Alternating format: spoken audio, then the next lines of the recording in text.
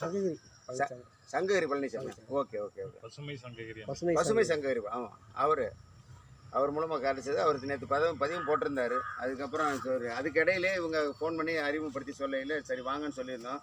இவர் all India லெவலில் வந்து பசுமை புரட்சி, இந்த வெப்பமயமாதலை குறைக்கிறதுக்கு மரங்கள் அவசியம் அப்படிங்கிற ஒரு கருத்தை வலியுறுத்தி பையனும் அவரும் சேர்ந்து பாத யாத்திரை இது வந்து இருசக்கர வாகனத்தில் பயணம் பண்ணுறாரு.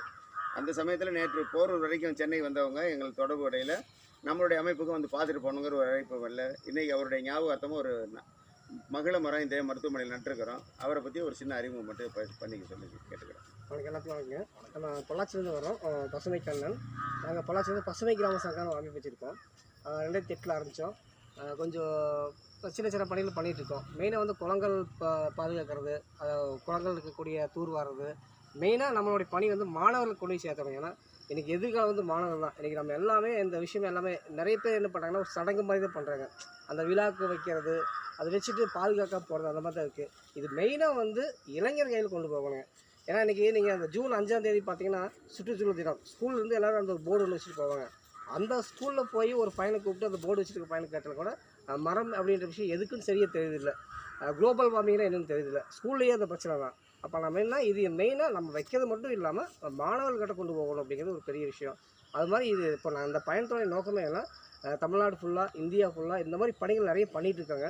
அந்த பணி எவ்வளவோ அவங்களுக்கு சம்பாத்தியம் இருக்கலாம், குடும்பம் இருக்கலாம், அதையும் தாண்டி வைக்கிறாங்க. அப்படின்னா ஏன் வைக்கிறாங்க அப்படின்னு அவங்களுடைய விஷயங்கள் எல்லாமே ஒரு களப்பணி மாதிரி போய் அவங்களுடைய அனுபவங்களுக்கு வாங்கி மாணவர்களுக்கு போய் சேர்த்தவங்களுக்காக நாங்கள் போயிட்டுருக்கோம். இப்போ அஸ்ஸாமில் பார்த்தீங்கன்னா ஜதாங் பாயோ அவர் பார்த்திங்கன்னா 1600 ஏக்கரா தனி மனுஷனாக பாலைவனத்தை சோலைவனம் மாற்றிருக்காங்க. அப்புறம் ஜமுனா தூடுன்னு ஒருத்தர் வந்து பார்த்திங்கன்னா ஜார்க்கண்ட் மாநிலம் இருக்காங்க. அவங்க பார்த்திங்கன்னா மரம் மாஃபியா, அது ஒரு கேங்காக இருக்காங்க, மரத்தை பூரா வெட்டுறவங்க. அவங்ககிட்ட போய் அந்த மரத்தை அந்த மலையை காப்பாற்றிருக்காங்க. மரத்தை வெட்ட போனாலும் எல்லாம் சேர்ந்து கடிப்பிடிச்சிப்பாங்க மரத்தை. ஏன் இப்படியெல்லாம் பண்ணுறாங்க, இதுக்கு என்ன காரணம் அப்படின்னு அதையும் கூட மாணவர்கள் கொண்டு போய் சேர்த்தணும். அதுக்காக தான் இந்த பயணம். அதுதான் எல்லாத்தையும் ஒவ்வொருத்தரையும் போய் நம்ம சந்தித்து அவங்க பணிகள் எப்படி இருக்குது, என்ன பண்ணிட்டு இருக்காங்க, இனி அடுத்து என்ன தேவைப்படுங்கிறத நாங்கள் ஒரு அனலைஸ் பண்ண போகிறோம். அதுக்காக தான் இந்த பயணம் பண்ணிட்டுருக்கோம். மெயினாக நம்ம நோக்கம் வந்து மாணவர்கள் கொண்டு போகணும் அப்படிங்கிறது தான். இது நான் போயிட்டு வந்தது எல்லாமே இது ஒரு புக்காக போட்டு மாணவர்கள் கொண்டு போவோம். இனி அடுத்து நாங்கள் போயிட்டு ஒரு பெரிய பணி பண்ண போகிறோம். இப்போ எல்லாம் சந்திச்சிங்க எல்லாருமே ஒரு மாநாடு மாதிரி ஏற்பாடு பண்ண போகிறோம். அதுக்கு எல்லாத்தையும் கூப்பிடுவோம், எல்லோரும் கழிப்பு வரணும். இந்த பயணம் அதுக்காக தான். உங்களை சந்திச்சு ரொம்ப நன்றி. ஒரு பெரிய விஷயம் பண்ணிகிட்ருக்கீங்க. பரவாயில்லைங்க சார்.